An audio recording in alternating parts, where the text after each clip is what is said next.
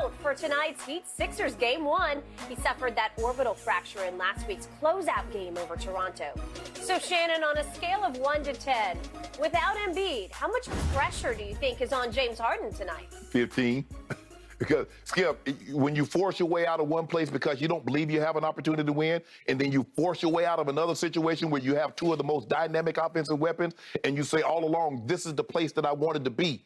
Well, now that Joel isn't there, the pressure is immense because he's going to have to go back to the James Harden.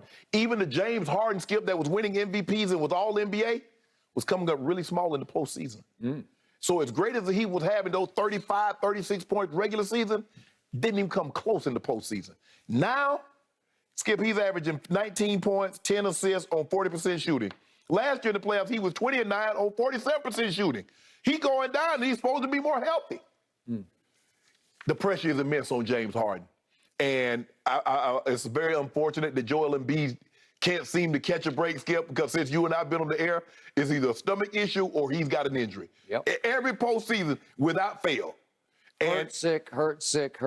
He should have never been in that game. I don't care what Doc Rivers say, Skip. You up by that many points that late in the ball game, get that man out. Now, I don't know how Joel Embiid is going to play in a week, Skip, with a fracture. I had that injury. I missed 3 weeks, but the season was over when I came back. So I don't know how he's going to play. I know they're going to put a mask on him. You better believe they will. But, hey, Skip, what if just so happens somebody rakes down, just like Draymond hit that guy in the face, and then what? Yes. I can't condemn Doc for it because they all play. LeBron plays late into games. It's just luck of the draw. If the injury gods say, let there not be Embiid, there's no Embiid. But Doc, every other day he's having to defend himself for this and that and this and blown 31 leads. And it feels like the hottest seat in the NBA right now is occupied by Doc Rivers, right? Yes. Okay, I'm looking at the pressure on James as completely upside down from what you do. And I get it, depending on what your view of Harden is right here, right now. But I'm a 5 because... You don't view him as the same James Harden, though.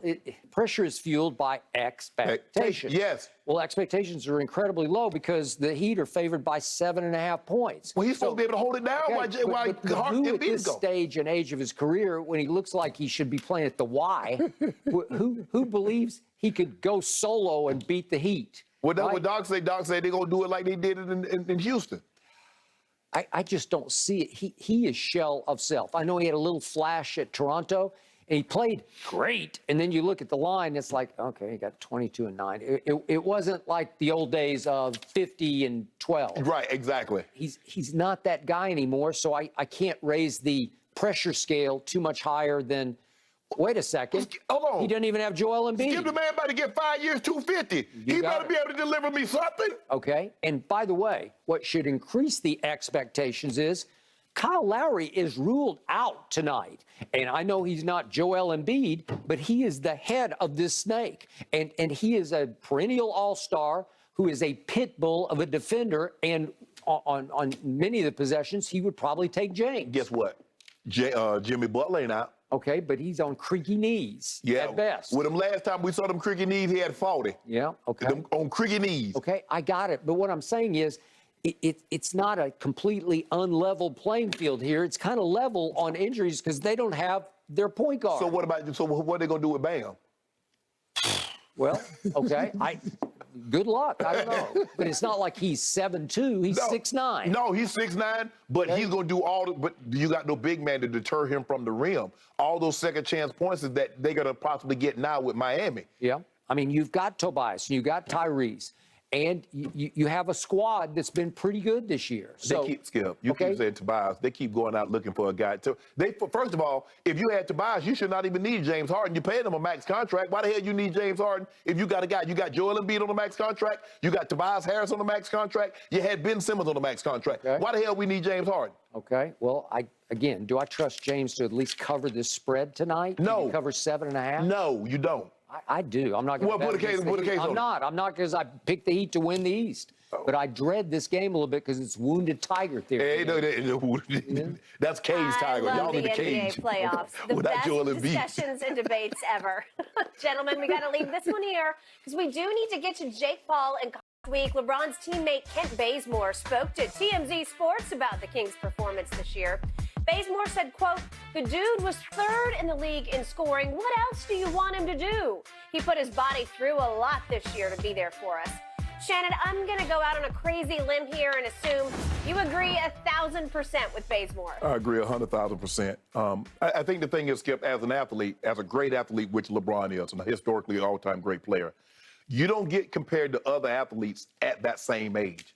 You get compared to a younger LeBron James. So a 37-year-old, you're like, we've never seen a 37-year-old play like this. But LeBron James doesn't get compared to other 37-year-olds. He get compared to 27-year-old LeBron. He get compared to 30-year-old LeBron, 25-year-old LeBron. And people are like, well, LeBron can still do offensively. Can he do it for the long stretches? No. Can he do it at both ends? No. He can, steal the ball. He can play. He still can chase down. But can he sit in the chair like he once could for 37, 38 minutes and give you 35, 40 on one end while limiting the other guy on the other end? No, he can no longer do that. But I don't really know what else they expected LeBron James to do. And it seems like when things don't work out with an organization or it's LeBron, nobody else gets blamed. We know Kyrie Irving said, hey, he's looking forward to sitting down with Joe and Sean and he and KD, see what direction they're going to take the organization in. Nobody said a word about those guys on that roster and it not working, blaming KD or Kyrie. But anytime something doesn't work, they say, oh, that's LeBron. LeBron didn't cause Russ to shoot the ball like that. LeBron didn't cause these guys to get older as they sat on the bench. So if when guys don't play well, it's somehow, well, LeBron wanted them. Yes, LeBron wanted them to play well. He didn't know they were going to play like that. All he can do is uphold his end of the bargain. I think 38-6 is holding up his end of the bargain. Yes, he was injured for 26 games. AD missed over half the season. But I don't really know what else LeBron could have done. By the way, Kent Bazemore, what do you expect him to say? He's trying to talk GM LeBron into bringing him back. Nah, he ain't coming back. Not? No, Oh, well, then he should have said something honest about LeBron, right? He was honest. Oh, okay. I don't know about that. To me, LeBron James, over the expanse of his career, has been the most overprotected and under-criticized superstar I have ever Under-criticized? Skip, nobody believes that. He's been the most criticized. So just quickly running back through his career, how can you defend games 4, 5, and 6 in 2010 against Boston, that first go-around in Cleveland, when his owner accused him of quitting and somebody from his inner circle said that he had to be sedated in games 4, 5, and 6? Everybody bought that and ran with it. Nobody bought that, Skip. Okay, well, I You never keep heard bringing it up. about it. Well, I bring it up because it just came and went.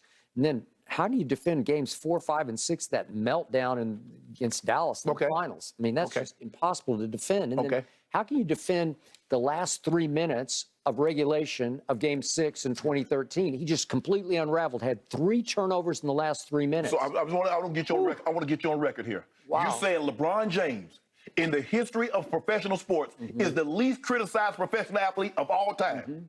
Yep. Man, stop. And then here we go again. In 2014, he gets blown off the floor in the finals by a record finals margin. I dare anybody to go back and look at the tapes of games 3 and 4 in Miami and tell me what you don't see from LeBron James, because it was 1-1 going back. And that happened 5 games. I mean, tell the people what happened. That the Spurs shot a historic percentage from the floor. So LeBron's supposed to, you see what you do? When LeBron loses, it's LeBron. Is he that guy or not? Hold on, whoa. Don't do that. Don't do that, because we just saw a guy get swept. The only team to get swept in the playoffs. Don't do that. This is what I don't understand. When LeBron James loses, it's LeBron. But when they win, it's the team. Somebody saved him. Well, what happened? Were there nobody out there? It was just LeBron by himself? LeBron LeBricked the tying 3, long rebound to Chris Bosh, kick to corner. Ray Allen saved his legacy. So we're not doing. He should have 7 finals. So we're not doing anything about the 16 points that he scored in the fourth when they were down by 10. So where does that rank? He had 2 turnovers in the last minute of that game. 2 in the last minute. Okay, who took the overtime over? Who took the overtime over? Everybody took over after that, because my team got shot in the heart by Ray Allen, couldn't get up off the floor. And what happened in Game 7? It was just a walkover. It was just my team couldn't even show up. They should have just flown home on Southwest Airlines. Flown home to San Antonio. Skip, you know good and well, no athlete has been criticized. In 2018, Game 1 at Golden State. How did he get let off the hook by What happened at the end of the game? He should have just taken the shot. He passes it. The free throw gets missed. JR loses his mind, but then LeBron just quits on his team in overtime. Just wouldn't even take a shot. Is that what happened last year in overtime in Game 7? The guy quit because he was over. Did he quit? Did he quit? I'm just asking a simple question. LeBron bleeping James. But the best player on the planet, he went 0 of 6. Did he quit? No, Yes he or just ran out of gas because even you told me How he ran out it of was gas? 1-on-5 against